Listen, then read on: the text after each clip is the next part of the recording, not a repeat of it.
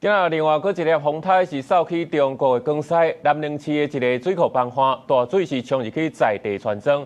官方是發布上懸坎的大水警報，搜救人員透暝咧救人。風颱梅莎吹沙登陸海南，正做今年頭一粒登陸中國的風颱。雖然吹落已經減做熱帶性低氣壓，也毋過春落來的雲系甲西南風塔做伙，佇個江西做大水。首府南寧市龍納水庫未堪你大雨安尼強全崩壞去，大量的水拼出來，當局趕緊撤離居民。那大壩倒下來，整個村差不多沒了。崩壞了後，塗抹水一路長，莊頭、田園、車路攏已經浸入水裡。有買900萬人口的南寧市，為了應付這場大水雨，官方甲防水災應急響應提懸做上懸的第一級，大批武警甲救難人員侵入災區。截至7月6號12時，官兵們已累計安全轉移受困群眾120人。